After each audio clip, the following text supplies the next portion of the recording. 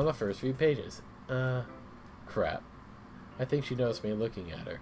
She sneaks another glance at me and our eyes meet for a split second. But that only makes her ride her face deeper in the book. Sorry. I was just spacing out. I mutter this, sensing I made her uncomfortable. Oh, it's fine. If I wasn't focused, and I probably wouldn't have noticed in the first place. I'm just rereading a bit of this, so that's the book you gave me, right? Mm-hmm. I want to reread some of it. Not for any particular reason, just curious how you have two copies of the same book. Well, when I stopped at the bookstore yesterday, that's not what I meant. I mean, I just happened to buy two of them. I see. There's something fairly obvious here that Yuri is telling me, but I decided to let it go. I'll definitely start reading it soon. I'm glad to hear. Once it starts to pick up, you might have a hard time putting it down. It's a very engaging and relatable story. Is that so? What's it about anyway? Well, this book scans her eyes over the back. The book is titled Portrait of Markov. There's an ominous-looking eye symbol on the front cover. Alright, I just wanted to make sure I don't accidentally give anything away. Basically, it's about this girl in high school who moves in with her long-lost younger sister. As soon as she does, her life gets really strange. She gets targeted by these people who escape from a human experiment prison. And while her life is in danger, she needs to desperately choose who to trust. No matter what she does, she ends up destroying most of her relationships, and her life starts to fall apart. That's kind of dark, isn't it? Yuri made it sound like it was going to be a nice story. So that dark turn came out from nowhere. Yuri gently giggles all of a sudden. Are you not a fan of that sort of thing, Joey goes? No, it's not that. I mean, I could definitely enjoy those kind of stories, so don't worry. I hope so. Yeah, I totally forgot that Yuri was into these things. She's so shy and reclusive on the outside, but her mind seems to be completely different. It's just like those kinds of stories. They challenge you to look at a life from a strange new perspective. When horrible things happen, not just because someone wants to be evil, but because they have their own goals or their own philosophy that they believe in, then suddenly when that you thought you related to the protagonist, they were made out of the naive one for letting their one-sided morals interfere with the villain's plans. I'm rambling, aren't I? Not again. I'm sorry. Hey, don't apologize.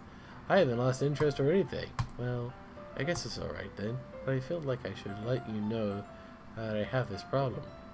When I let things like books and writing fill my thoughts, I kind of forget to pay attention to other people, so I'm sorry if I end up saying something strange. And please stop me if I start talking too much. I really don't think you need to worry. That just means you're passionate about reading. The least I could do is listen. It's a literature club after all. That's true. In fact, I might as well get started reading it, right? You don't have to. Haha, what are you saying? Just a moment ago you said you were looking forward to it. Let me just get the book. I quickly retrieve the book that I put into my bag. Alright, it's fine if I sit here, right? I slip into the seat next to Yuri's. Yeah. Are you sure? You seem a little apprehensive. I'm sorry. It's not that I don't want you to. It's just something I'm not very used to. That is, reading in company with someone. I see. Well, just tell me if I end up distracting you or anything. Alright. I open the book and start the prologue. I still don't understand what Yuri means about reading in company. It's as if I could feel their presence over my shoulder as I read. It's not particularly a bad thing. Maybe a little distracting, but the feeling is somewhat comforting. Yuri is in the corner of my eye. I realize that she's not actually looking at her own book. I glance over. It looks like she's reading from my book instead. Sorry. Yuri, you really apologize a lot, don't you? I do?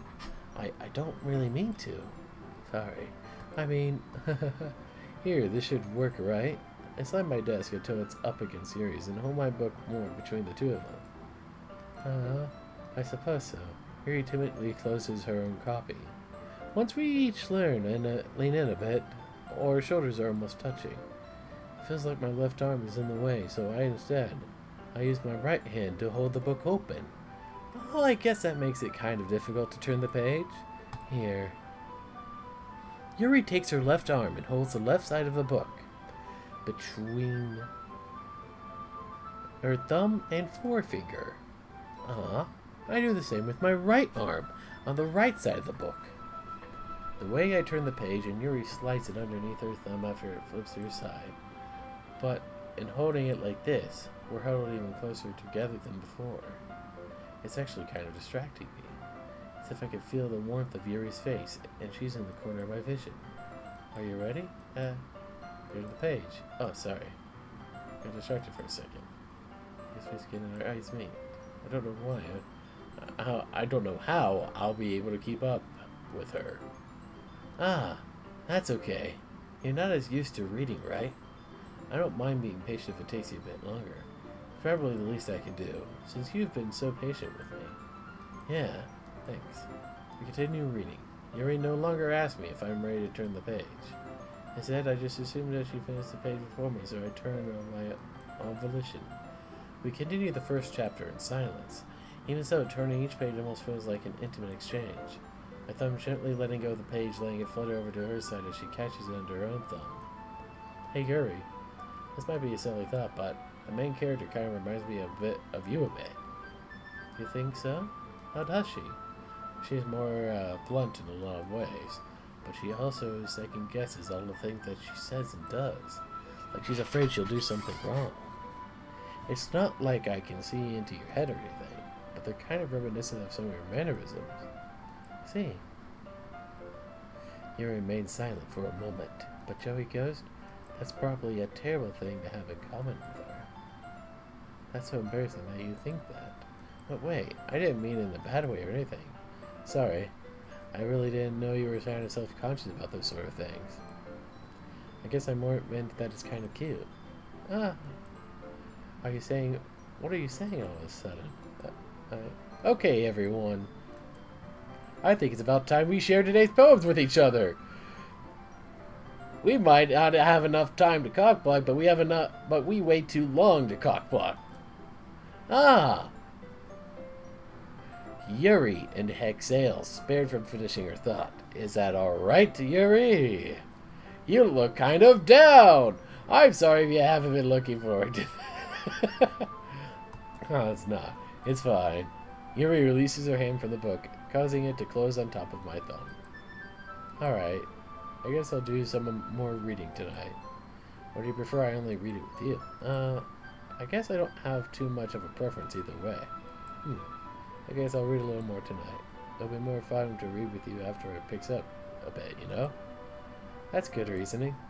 Okay, so feel free to finish the first 2 chapters in your own time. Alright. I stand up.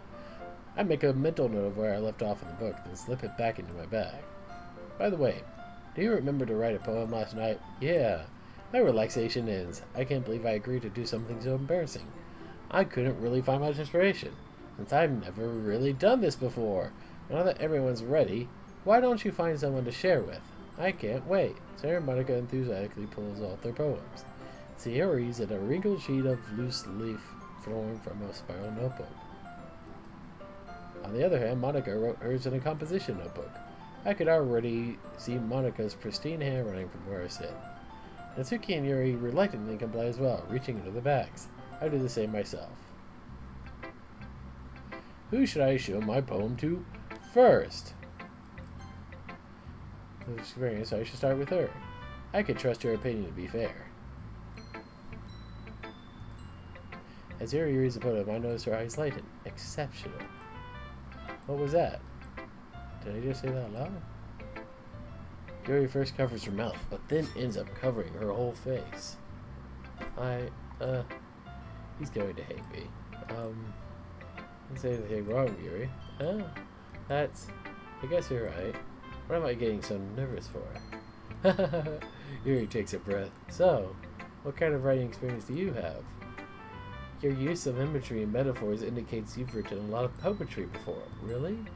Wow, that's a huge compliment coming from you. This is actually my first time, really. Huh? Yuri stares at me blankly, then looks at my poem again. Well, I know that. I just mean, Yuri trails off, unable to find an excuse. She traces her finger along the words in the poem as if breaking down more thoroughly. Yeah. Okay. This is the reason I was able to tell. It's just that there are specific writing habits that are usually typical of new writers. And having been through that myself, I kind of learned to pick up on them. I think the most notable thing I recognize in new readers is that they try to make their style very deliberate. In other words, they tend to pick a writing style separate from the topic matter, and they fit the two together. The end result is that both the style and the expressiveness are weakened. Once Yuri finds her train of thought, as if her demeanor totally changes, her stammering is completely gone and she sounds like an expert. Of course, that's not something you can be blamed for. There are so many different skills and techniques that go into writing even a simple poem. Not just finding them and building them, but getting them to work together is probably the most challenging part. It might take you some time, but it all comes with practice and learning by example, and trying new things. I also hope that everyone else in the club gives your valuable feedback. Natsuki can be a little bit biased though. Biased how? Well, never mind.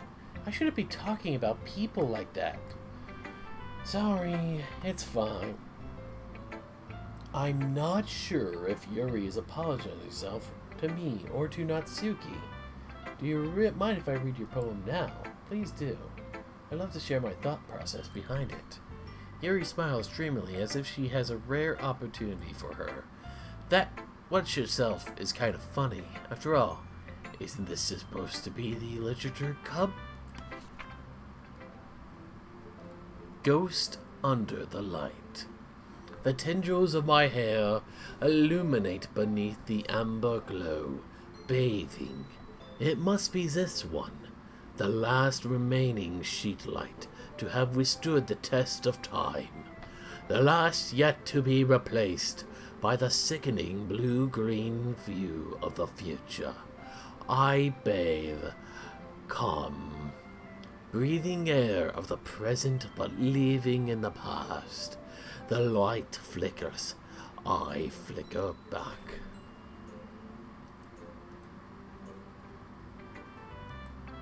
Oh, I'm sorry, I have such terrible memory. What? I wasn't thinking that at all. But it took you a long time to read. Ah. Well, I just don't read script very often. I actually think your handwriting is pretty. Eh? That's a relief. Also, I like the poem. Even though it's short, it's very descriptive. I wasn't too short? I usually write longer poems. Not at all. I'm really glad you liked it. I'll be honest. Since it's our first time sharing, I wanted to write something a little more mild. Something easy to digest, I suppose. Are you into ghosts, Yuri? Actually, the story isn't about the ghost at all, Joey Ghost. What? Really? I must have totally missed the point. Well, I suppose you did only glance over it after all. But remember that poets often express their own thoughts, feelings, and experiences in their work. They usually do more than tell a simple story or paint a picture. In this case, perhaps the subject of the poem is only being symbolically compared to a ghost, lingering in her last remaining place of comfort, unable to let go of the past, and soon to be left with nothing. That's a lot more solemn, putting it that way. I hadn't even thought of that. That's impressive. Eh? It's nothing, really. Yours was impressive too, sir. Nah, if anything, I could probably learn a thing or two from you. You think so? Yeah, of course. Ah, you know, I was really nervous about doing all this, but in the end I enjoyed myself. I'm going to keep doing my best for you, Joey Ghost. Ah, me too.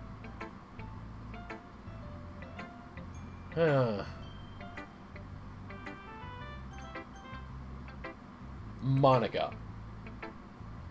Hi, Joey Ghost. Having a good time so far? Yeah. Good. Glad to hear it. By the way, since you're new and everything, if you ever have any suggestions for the club, like new activities or things we could do better, I'm always